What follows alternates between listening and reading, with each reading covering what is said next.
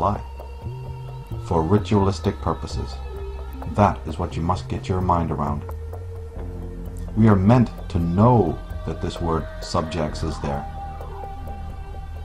As Ralph Epperson rightly states in his video entitled America's Secret Destiny, we are meant to know that we have made ourselves into willing slaves or serfs, and that we have voluntarily divested ourselves of our rights. This travesty occurred because, as I've pointed out elsewhere, documents such as the Declaration and Constitution make use of talismanic words.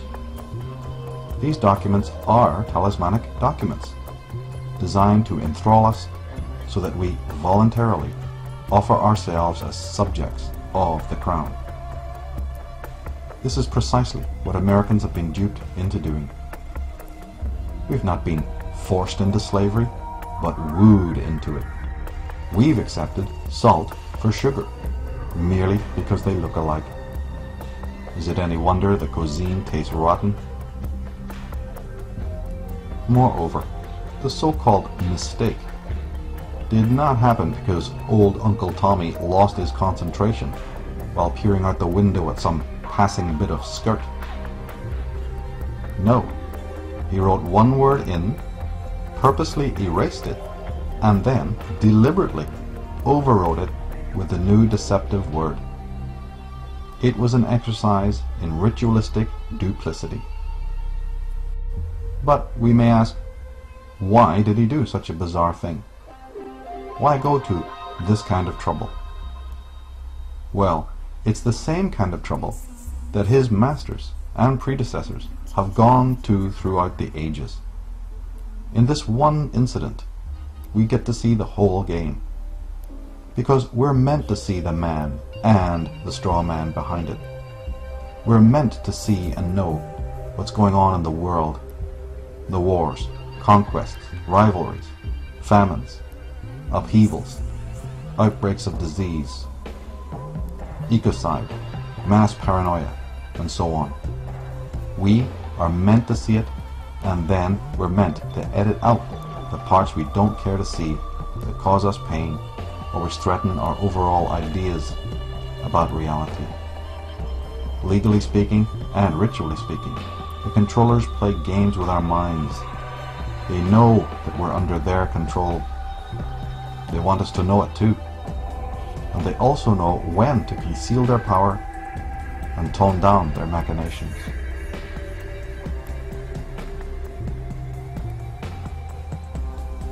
They know how to enthrall and mesmerize us with talismanic words and phrases, with promises of this and that kind of utopia.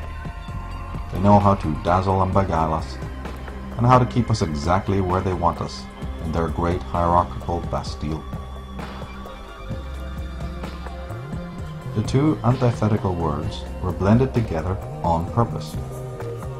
So do not believe the simplistic, if plausible, explanations offered by the media slime with their insider smiles. They're just playing you for fools. Old Tommy had one too many that night and forgot the difference between the words subjects and citizens. Yeah, that's right.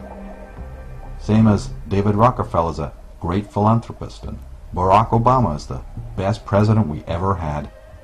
And the justice system is really there to protect our rights. And Martin Luther King, the Pope, and the Dalai Lama are really spiritual men. Sure thing. Sure, Jefferson scratched out and overwrote the word subjects. But the fact is that he meant it to be there to begin with.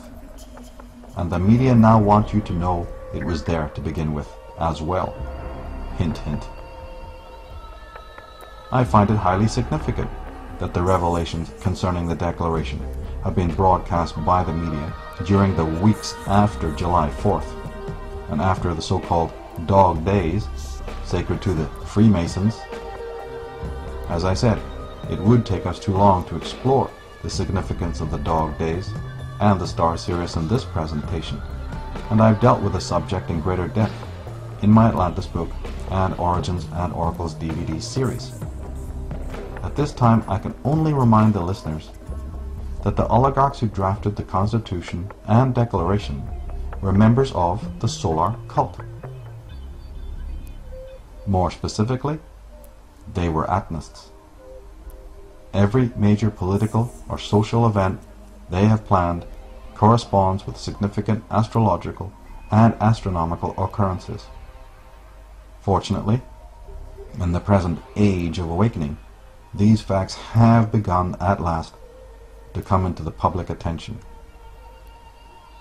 The atnists, or Luciferians, as some researchers prefer to call them, were for the most part high-level Masons and Knights Templar, and as we've said, many of them were directly connected to powerful British and European dynasties.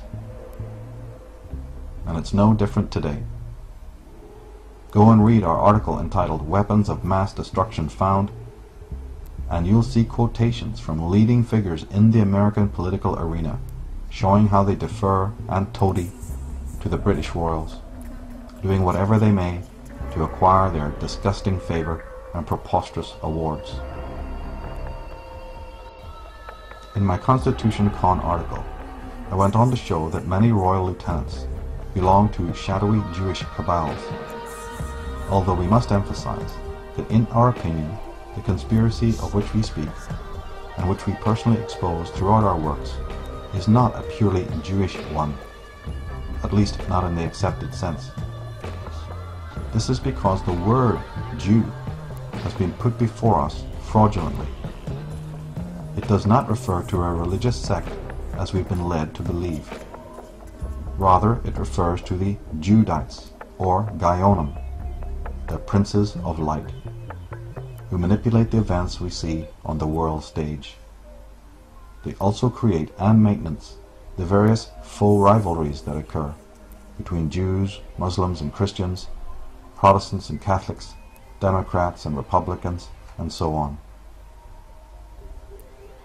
I've often explained that the Queen of England can be a Judite, even though she is the head of the Protestant religion, while the Pope can also be one, even though he is officially the head of the Catholic religion.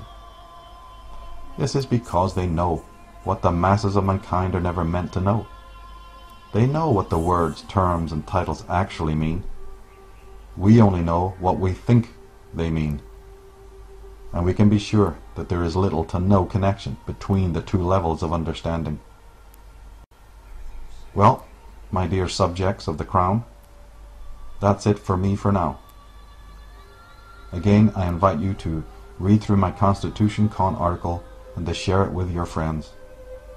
Be sure to consult the various references and sources I've made available at the bottom of the article. You will also find many links that will allow you to become proficient and knowledgeable in this subject. Well, I'm off to write my own declaration. The Declaration of the Unslaved. Or should it be the Enslaved? Gotta think about that one.